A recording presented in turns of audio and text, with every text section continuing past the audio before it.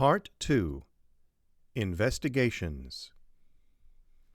Previously on Ghost Creek. Penny Thompson reluctantly returned to her family farm after the death of her father, Gary.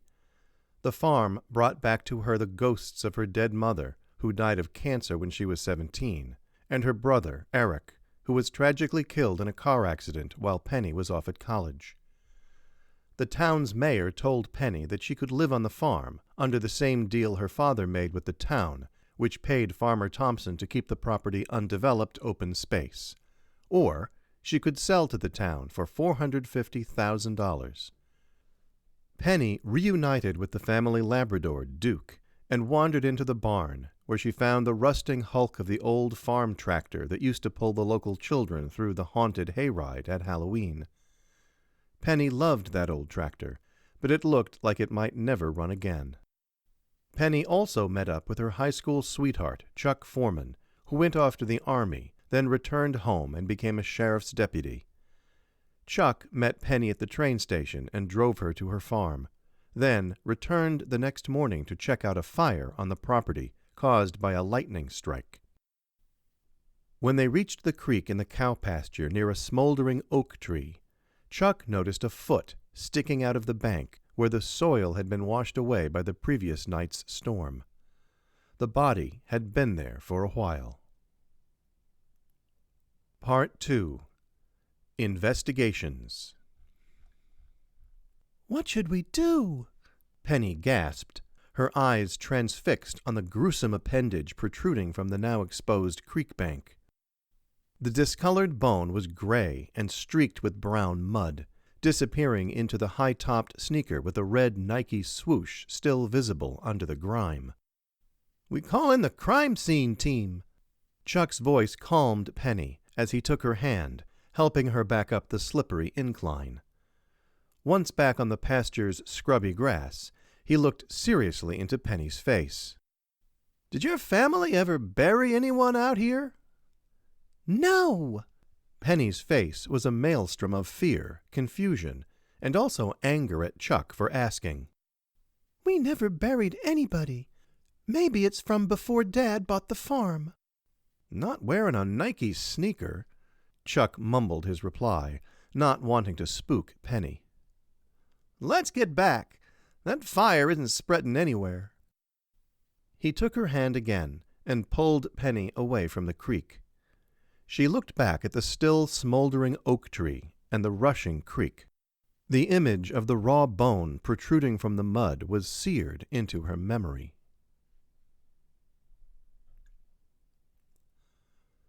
By noon, 4 sheriff's deputies, 2 gravediggers from the local mortuary, and the county coroner were working in the blazing sun to carefully extract the remains. Recovering the skeleton, shreds of clothing, and fragments of partially preserved skin was a slow process. By sundown, the remains had been fully exhumed and laid on a blue tarp in the back of an F-150 pickup. The coroner announced, without an autopsy, that the hole in the skeleton's skull above the left ear was the likely cause of death. She did not give a roadside opinion on whether it was a homicide or how long the body had been buried. The biggest question, of course, was the identity of the corpse. Within a few hours, the small town of Westfield was abuzz with speculation. On Saturday, more than 100 cars paraded to the cemetery after a heartfelt memorial service for Farmer Gary Thompson. Pastor Thurmond had to limit the number of speakers, then read the names of everyone else who had volunteered to give a testimonial. After the burial, Chuck briefed Penny on the investigation into the mystery body. "The coroner says the body was a male between 18 and 20. She's pretty sure the boy was murdered based on the hole in his skull. We checked all the records in the past few years about missing teenagers. His sneakers were an Air Jordan 1 retro model that was released for sale 4 years ago, which narrows down the search parameters." "How many missing persons fit that profile?" Penny asked, glad to talk about something other than her sainted father and how sad everyone was. There are no unsolved murders in the county. We identified 2 files on kids who disappeared, but the investigations all concluded that the boys ran away because of problems at home. We don't know where they went, so it's possible one of them is our body. We're checking on descriptions and dental records. Our skull has a clean set of teeth, so we should be able to make an ID from that without needing DNA analysis. You think somebody killed one of those boys and then decided to dump the body on our farm? It's possible. The ground would be soft there next to the creek. It really creeps me out. I love that creek. Chuck reached out and gently touched Penny's elbow. I remember.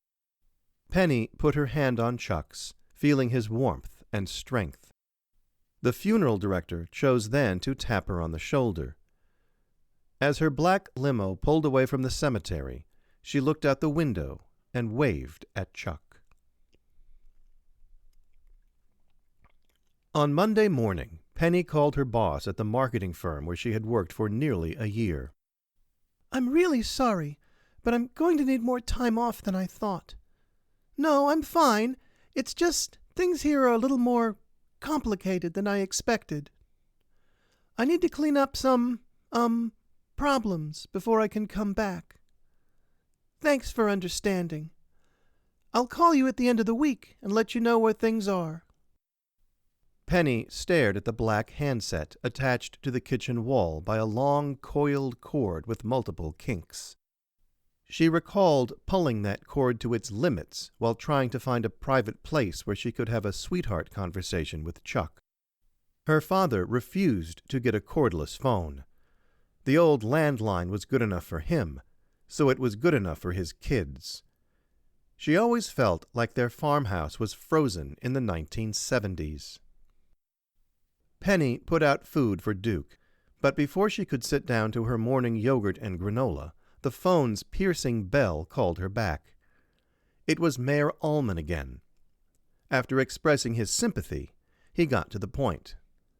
"I'm not trying to put any pressure on you, but, well, I hate to even bring this up, but in order to keep the farm going under the terms of the open space agreement, you need to be growing something on the land." The corn's growing, Penny responded. Not well because of the heat, but it's growing. I'm not sure I'll be able to make a maize from it, but it's there. That's great. It would be a shame if the kids don't have a corn maze this year, but I completely understand. If you decide to stay, I know the town would be so happy to have pumpkins in the fall. Did your father plant yet? Penny stared out of the window. She could see the north field where the pumpkins grew every year. A few tufts of weeds stuck up from the dry, tan ground. She could tell that nothing had been planted there recently. I'm not sure. I'll have to look into that. Thanks for calling. When she hung up, the thought crossed her mind that she could plant the pumpkin crop, but she dismissed it as crazy. She had not told the mayor she intended to sell. He seemed so anxious that she didn't want to give him the satisfaction.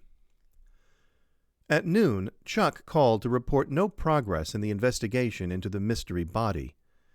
Sheriff Jack Baskins had expanded the search to any missing boys in the whole state. The coroner sent DNA samples to the state crime lab and to the FBI to see if they could match the body to any open cases. It was a slow process. Penny had uncovered as much of her father's financial records as she needed to feel comfortable about paying off all the outstanding bills without overdrawing the checking account.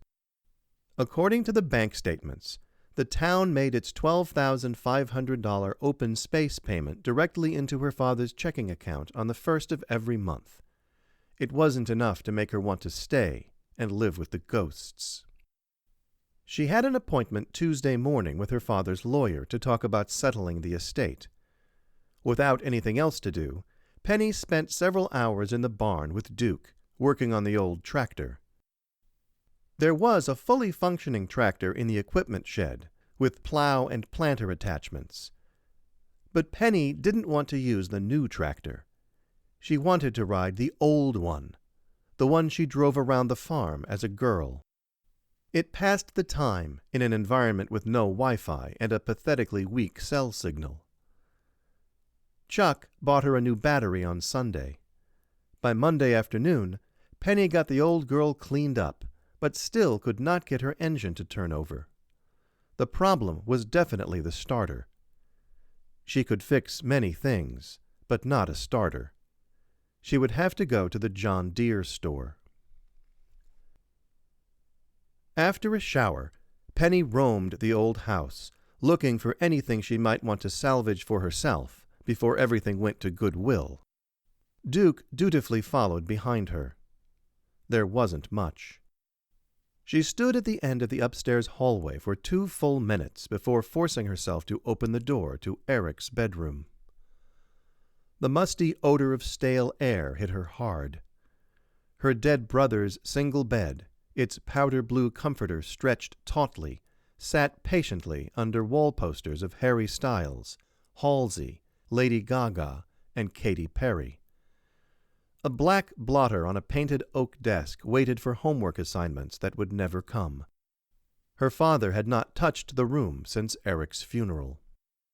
Opening the closet door, she scanned Eric's clothes, which brought back another tsunami of memories she had deeply buried and did not welcome. She flopped onto the hardwood floor and dragged out a shoebox from the corner. Inside was a mess of papers and small items. Eric's learner's permit, a dried flower in a plastic sleeve, high school transcripts, and the acceptance letter from Brown University for the freshman year he never had. She realized she was crying only when a tear splashed onto an envelope. It felt good to cry, so she didn't try to stop. She noticed a photograph in which Eric smiled happily. Her brother was seldom happy, so it warmed her heart. He stood on a boulder she recognized, next to a small lake a few miles away where they went swimming when their little creek wasn't deep enough. Wearing a bathing suit, his smooth chest bare, he looked younger than she remembered. His left arm was thrown casually around the shoulder of another boy. She didn't recognize him, but he smiled as widely as Eric. On the back of the photo, in Eric's wobbly script, it said, "With Oliver." She dropped the photo into a canvas bag, which she had been dragging around the house like she was trick-or-treating on Halloween, expecting to fill it with mementos before the house got sold. Eric's photo became the first treat. Duke barked and bounded toward the stairs. Moments later, Penny heard the approaching vehicle. Outside, a tall man wearing a red blazer, even in the sweltering heat, leaned against a white Ford Taurus. He had wavy brown hair and a smile punctuated by teeth brighter than the overhead sun. "You must be Penny," he called. "Who's asking?" She reached down to massage Duke's head as the dog emitted a low growl in the direction of the stranger. "Arthur Madden, Century Real Estate. I heard about your father and wanted to come settle up our deal. Since you'll get the proceeds, I'm guessing you'll want to get that done pretty quickly. Am I right?" He again flashed his artificially whitened teeth, as if Penny would swoon at the sight of his dimples. "I don't know what you're talking about." Madden reached into a shiny briefcase and held up a yellow folder. "Why don't we get out of this sun and I'll fill you in?" With Duke's ears pricked up and alert, Penny allowed the real estate agent into the kitchen and offered him a Coke. He spread some papers on the smooth wooden table surface and explained that Gary Thompson had made a deal 2 years earlier to sell the farm to a group of real estate developers represented by Madden. "It should be in your father's will." Penny picked up a pile of papers, noting that none bore her father's signature. "Dad never told me anything about this. Besides, he had a deal with the town. They pay him to keep the farm working and undeveloped. When he died, the town has an option to buy the land. I don't think Dad could have made any other deal, with you or anyone else." Madden's facial expression didn't change. "Have you read his will?" No, I'm meeting with Dad's lawyer tomorrow. "Good. I'm sure you'll see that the will includes the deal. You'll be getting the $1 million." $1 million? She dropped the papers. "Yep, that's the sale price, and it goes to you. You're the only surviving heir, right?" Penny dropped her head. Yes, I'm it. "Great! Well, it's not great that you're the only member of your family left, but it's great that you'll get the money. I'm guessing that working the farm isn't what you had in mind for the rest of your life, huh?" Probably not. Madden stood and extended a gold-colored business card. "You give me a call after you talk to your lawyer." She took the card, seeing that the man wasn't leaving until she did. He showed himself out while Penny read through the transaction papers he left behind. Was it possible her father agreed to sell to these developers? That evening, Chuck arrived, wearing overalls and carrying a pizza. He was ready to spend his non-working time helping Penny work on the old tractor. As starry-eyed teens, they snuck out to the barn to make out in the hayloft. Penny never let Chuck get her naked, but they explored each other as much as physically possible with clothes mostly on. Since her return to town, Chuck had been a perfect gentleman, although Penny sensed from his attention that he hoped to rekindle their former heat. But she wasn't ready. She hadn't had a serious romantic attachment since Eric died. They managed to spend 3 hours tinkering with the dormant engine and talking about their high school days. Chuck even made her laugh a few times. The next morning, Chuck accompanied Penny on her errands in town, happy to be her chauffeur. She could have driven her father's truck, but there were ghosts in the truck. The new ghost, the one they dug out of the creek, haunted her dreams. She was happy to have Chuck's company. They started at John Deere, where Mr. Blyer behind the parts desk took down the information on the old tractor and promised to expedite an order for a new starter. Then they parked downtown, across from the movie theater, and walked to the ground-level storefront of Stuart King, attorney at law. Would you come in with me? Penny asked with pleading eyes. "Sure. I wouldn't want to leave you alone with old Stuart." The lawyer wore a 3-piece suit and a silk tie. His white hair and gold pocket watch complemented the look of a gentleman from the 19th century. After some awkward small talk and King's expression of condolences, the lawyer handed each of them a copy of Gary Thompson's last will and testament. It was not a complex document. When he finished explaining that Penny would inherit the farm and all her father's other assets, she asked, "Is there anything in there about a deal to sell the farm to a real estate developer?" King shook a puzzled head. "No, nothing about anything like that. And he wouldn't be able to do that anyway. His deal with the town required him to keep the farm until his death, or sell it to the town. Of course, now that you own the farm, you could sell it to a developer." "What do you mean? I thought I could only sell to the town." King looked up. "No, I'm very sure the restrictions on selling the property ended with Gary's death. You own the property free and clear. The payments from the town for keeping the land undeveloped will continue as long as a family member satisfies the conditions of the open space deal. But if you want to sell, you can sell to anyone. Who told you otherwise?"